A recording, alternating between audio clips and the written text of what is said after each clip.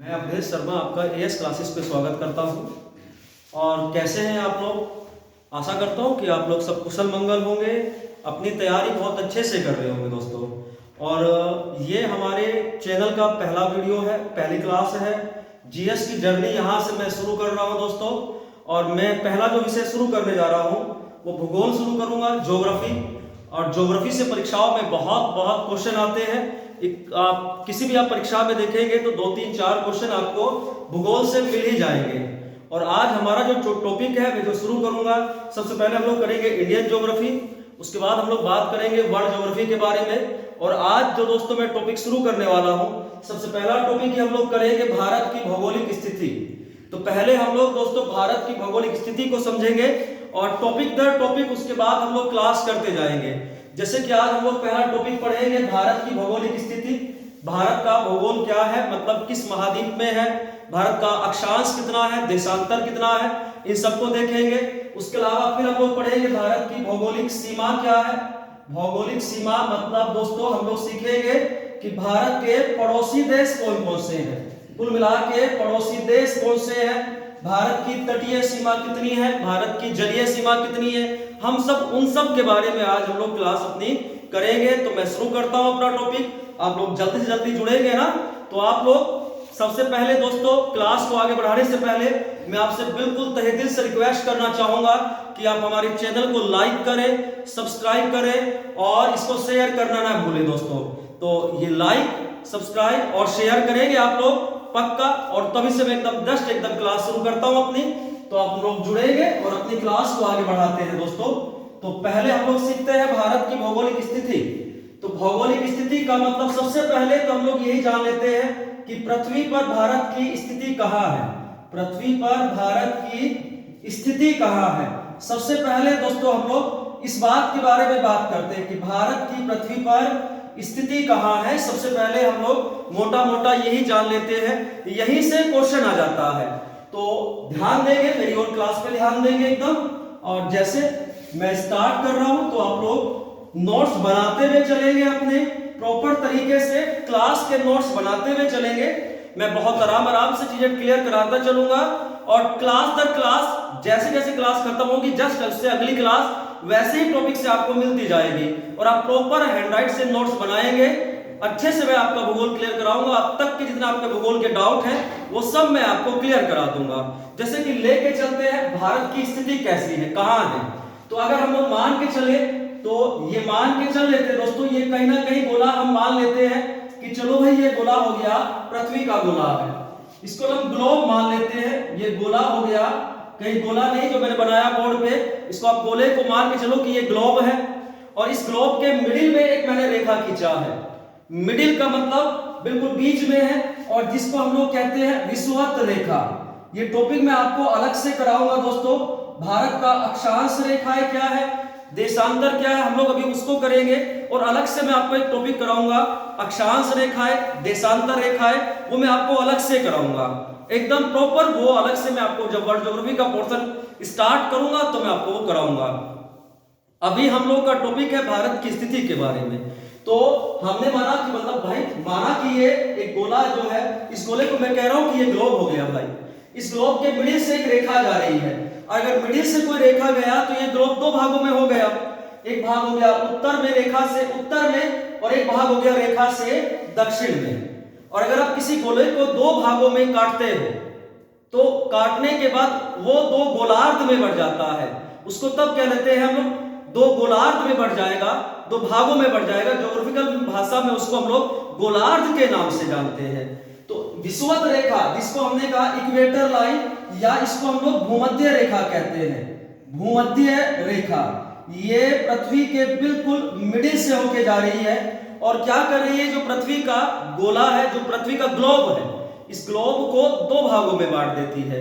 इसके नॉर्थ वाला भाग जो है इसको हम लोग कहेंगे उत्तरी गोलार्ध। ये हो जाएगा दोस्तों उत्तरी गोलार्ध। और इसके नीचे वाला जो भाग है इसको हम लोग कहेंगे दक्षिणी गोलार्ध। तो पहले तो आपको एक क्वेश्चन ये क्लियर करना है, सबसे पहले आपको क्वेश्चन ये क्लियर करना है कि पृथ्वी के ग्लोब को दो बराबर गोलार्धों में कौन सी रेखा बांटती है। बिल्कुल ध्यान से सुनेंगे। पृथ्वी के ग्लोब को दो बराबर भागों में कौन सी रेखा बांटती है? ऐसा क्वेश्चन हो सकता है, और ऐसा क्वेश्चन अगर हो जाए तो आपको विकल्प में डाल देगा। ए विकल्प कर्क रेखा, कर्क रेखा हो गया। बी विकल्प मकर रेखा, सी विकल्प विषुवत रेखा, और डी विकल्प डाल देगा दोस्तों आर्कटिक रेखा। तो अब आपको बिल्कुल ध्यान से देखना है। और क्वेश्चन क्या हो गया? पृथ्वी के ग्लोब को दो बराबर गोलार्धों में कौन सी रेखा बांटती है? दो बराबर गोलार्धों में, तो उसमें चार विकल्प हो गए। तो अब सीधा एकदम सटीक सा आंसर लगाएंगे आज के बाद, विषुवत रेखा। ये क्वेश्चन बिल्कुल भी गलत नहीं होना चाहिए। पृथ्वी के ग्लोब को दो बराबर गोलार्धों में विषुवत रेखा बांटती है। दो बराबर गोलार्ध मतलब विषुवत रेखा से ऊपर जो होगा दोस्तों उसको कहेंगे हम लोग उत्तरी गोलार्ध, और नीचे जो होगा उसको कहेंगे हम लोग दक्षिणी गोलार्ध। वैसे ही एक रेखा पे ध्यान और देंगे मित्रों हम लोग। अब वैसे ही एक रेखा पे अगर ध्यान दिया जाए तो एक रेखा क्या करती है? विषुवत रेखा के लंबवत जाएगी, बिल्कुल। और जो विषुवत रेखा को लंबवत काटने वाली रेखाएं हैं उनको कहा जाता है देशांतर रेखाएं। पहले तो आप लोगों को ये एकदम क्लियर कर लेना है, देशांतर रेखाएं आपको क्लियर होना चाहिए। देशांतर रेखाएं क्या होती है?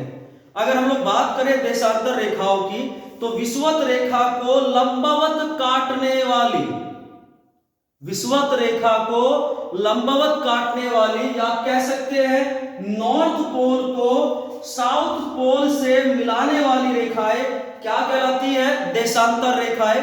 जिसमें से एक प्रधान देशांतर रेखा है, और प्रधान देशांतर रेखा जो है वो 0 डिग्री पर है। क्लियर है ना?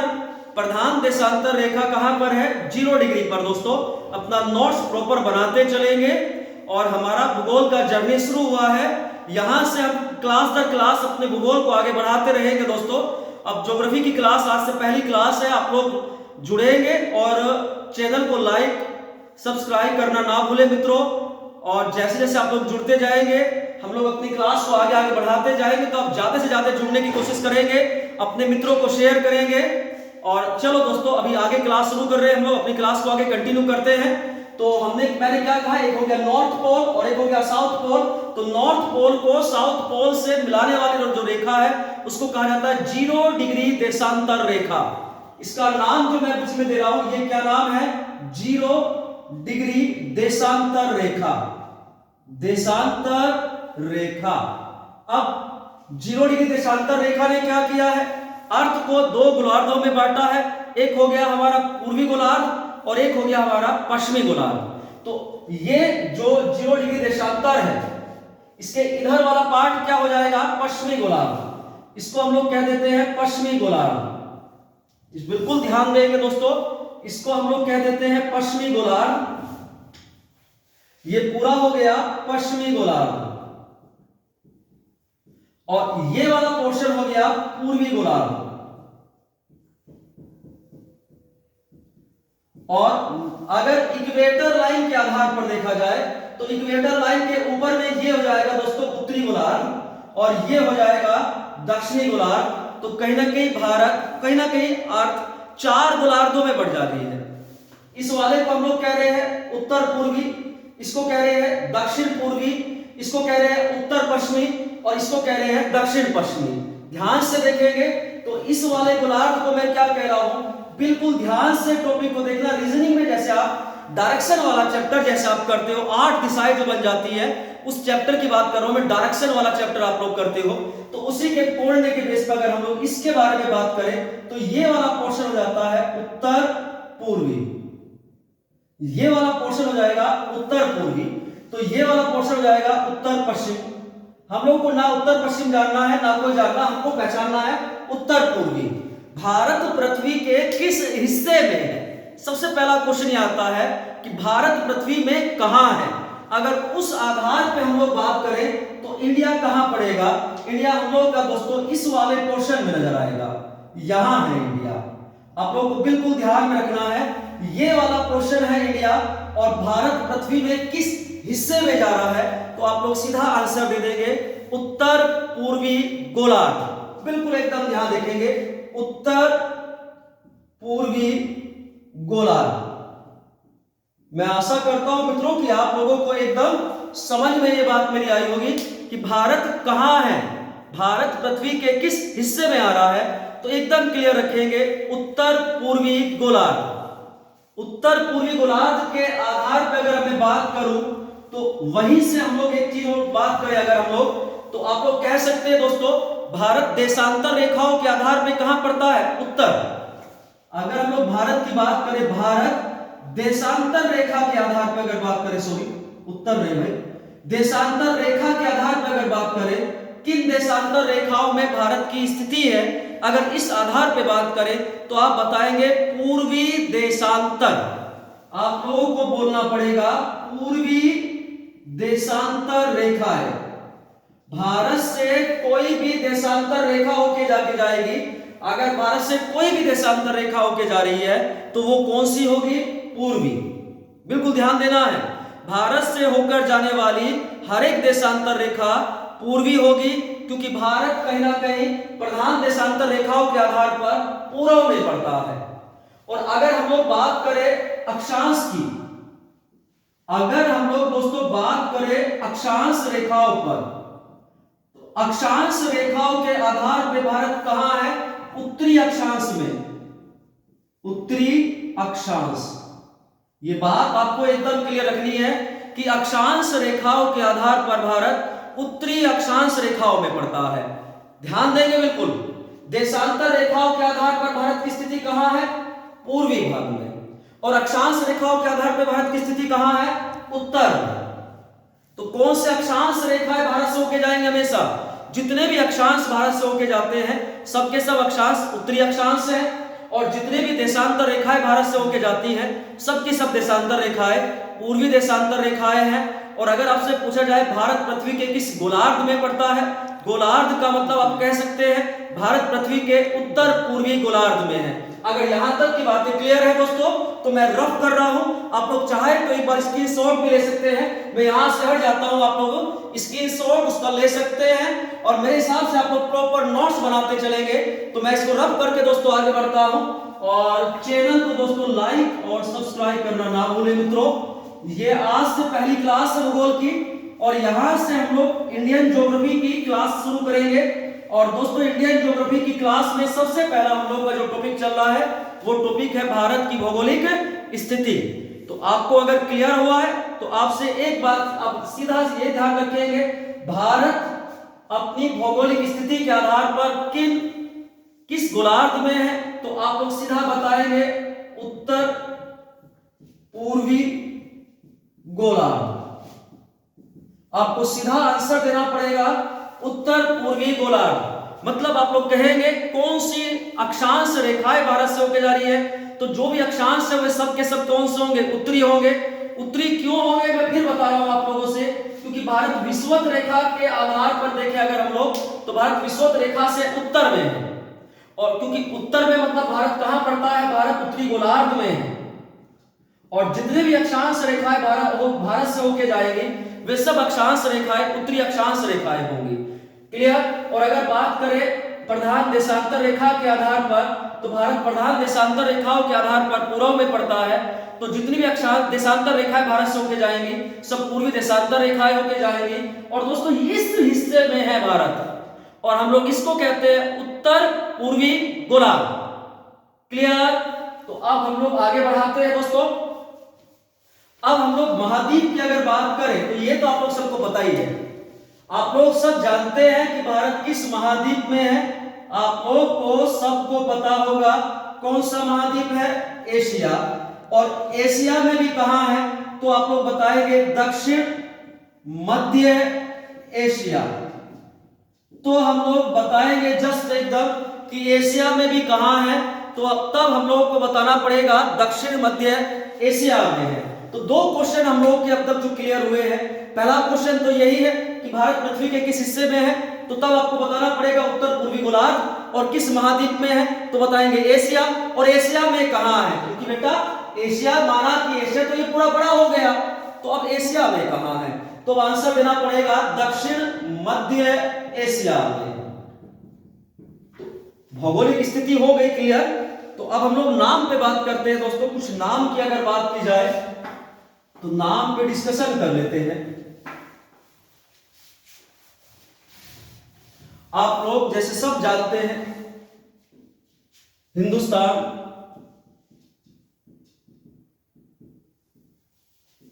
भारत, आर्यव्रत और इंडिया, ये तो आप लोग सब जानते ही हैं। हिंदुस्तान, भारत, आर्यव्रत और इंडिया। अब हम लोग नाम से बात कर रहे हैं। मैं बिल्कुल एकदम दोस्तों जीरो से लेके चलूंगा। रोज आपको मेरी क्लास मिलेगी।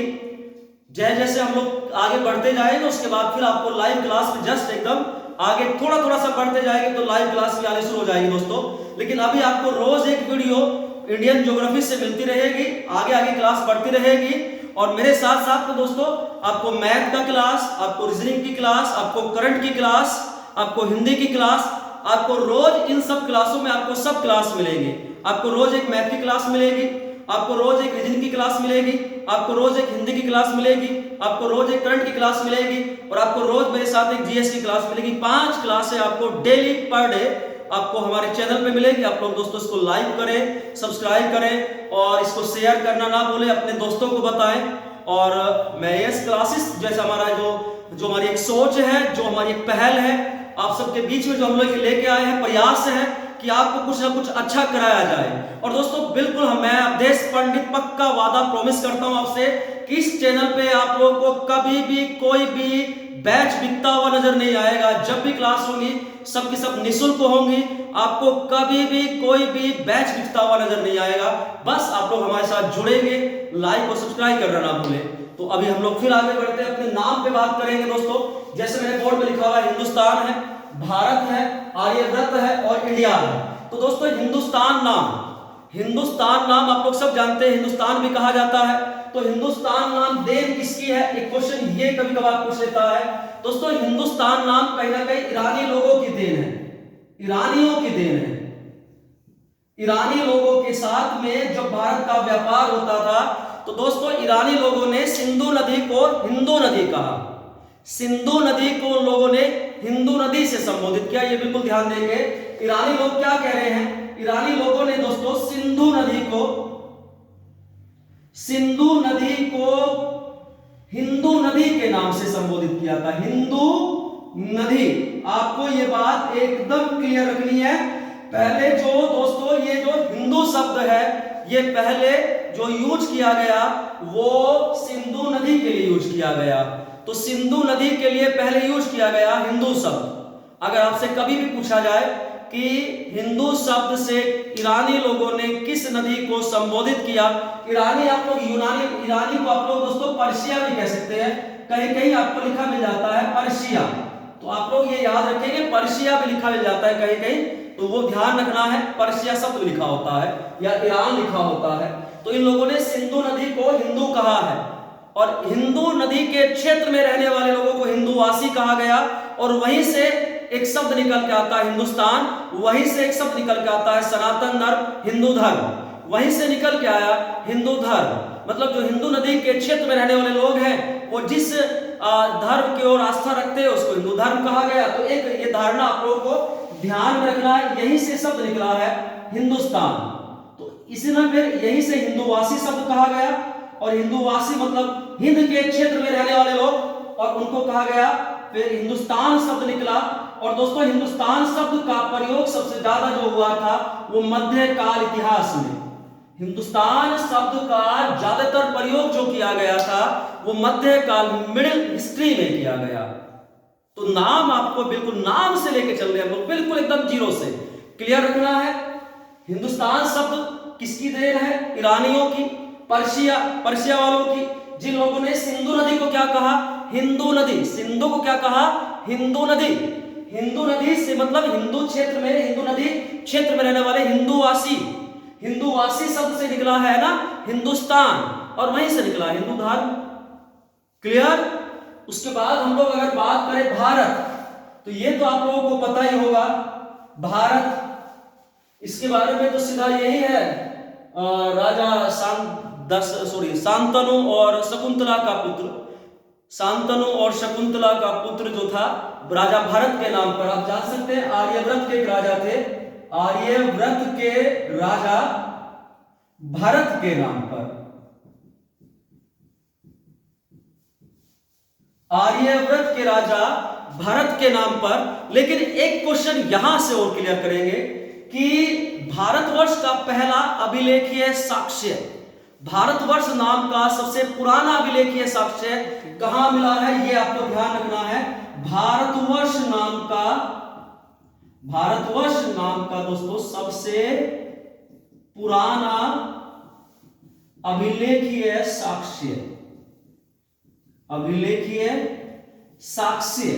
ये आपको ध्यान रखना है। जब आपसे क्वेश्चन ये पूछा जाए कि भारतवर्ष नाम का सबसे पुराना अभिलेखीय साक्ष्य कौन सा है, तो तब आप लोग बोलेंगे हाथी गुफा अभिलेख।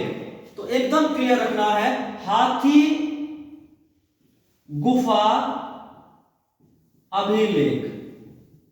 तो आपको ये क्लियर रखना है दोस्तों, हाथी गुफा अभिलेख कहां है, उड़ीसा में मिल जाएंगे। और इन अभिलेखों का निर्माण किसने कराया था, ये भी क्वेश्चन आता है, तो ये भी आप लोगों को ध्यान रखना है।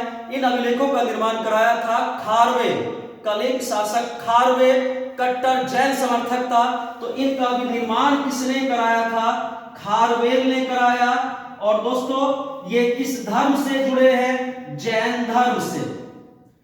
ये दो चार बात आपको एकदम क्लियर रखना है, किस धर्म से जुड़े हैं, जैन धर्म से हैं। जैन धर्म के प्रथम अभिलेखीय साक्ष्य, जैन धर्म के प्रथम अभिलेखीय साक्ष्य कौन से हैं, हाथी गुफा अभिलेख। और इन्हीं अभिलेखों में आपको भारतवर्ष नाम मिलता है, और जो भारतवर्ष नाम का सबसे पुराना अभिलेखीय साक्ष्य है। और ये ध्यान रखेंगे कि हाथी गुफा अभिलेखों का निर्माण किसने कराया, खारवेल ने। बिल्कुल क्लियर रखना है कि भारत नाम अगर बात करें तो राजा भरत के नाम पर पड़ा है, राजा भरत के नाम पर पड़ा है, एकदम क्लियर रखना है।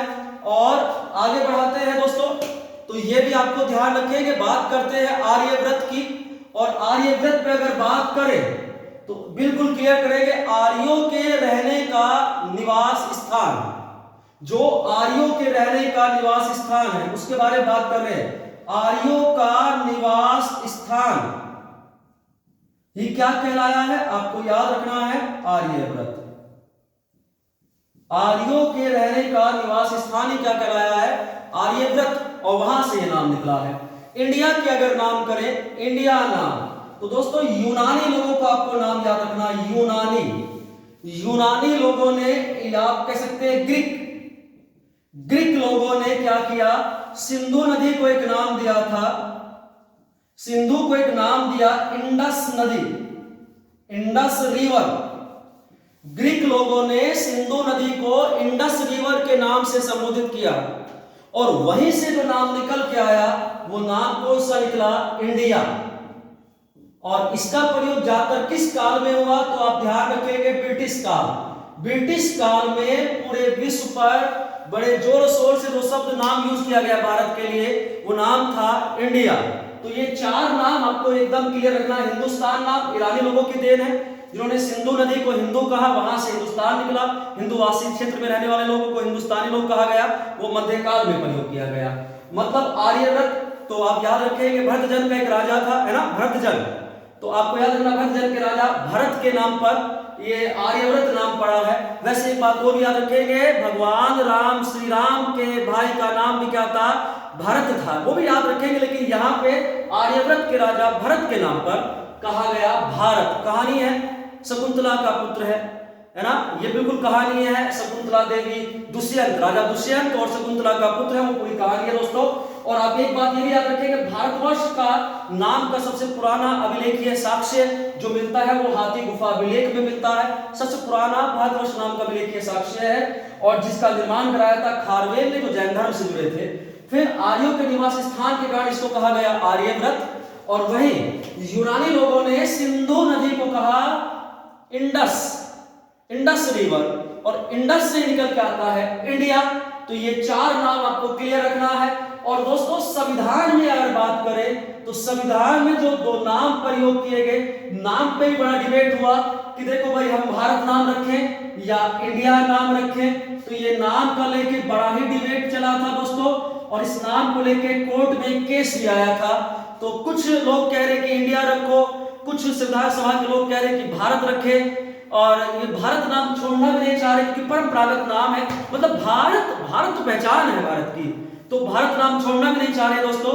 तो तब जाके दोनों नामों को रखा गया और दोनों ही नामों पर सहमति दर्ज की गई और नाम रखा गया भारत और इंडिया। जैसे संविधान का आर्टिकल 1 कहता है कि भारत अर्थात इंडिया राज्यों का एक संघ होगा। क्लियर है दोस्तों। और ये कोर्ट में भी केस गया था, तो तब इस कोर्ट ने इस बात को खारिज कर दिया, सुप्रीम कोर्ट ने खारिज कर दिया कि देखो भारत तो पहले ऑलरेडी है ही। तो ये था दोस्तों हम लोगों का पहला क्लास। अभी हम लोगों के दो चीजें क्लियर की है हमने, नाम और भौगोलिक स्थिति। मैं अगली क्लास में लेके जल्द ही हाजिर होऊंगा। आप लोग हमारे चैनल को सब्सक्राइब करेंगे दोस्तों, और चैनल के साथ में आप लोग जुड़ेंगे, वीडियो को शेयर करेंगे, लाइक करेंगे दोस्तों, कमेंट करना ना भूलें। मेरे को जरूर बताएं कि आपको वीडियो कैसा लगा, और अगर आपको कुछ कमी आई है, कमी नजर भी आई तो एक बार वो भी जरूर बताएंगे दोस्तों। तब तक के लिए जय हिंद, नमस्कार।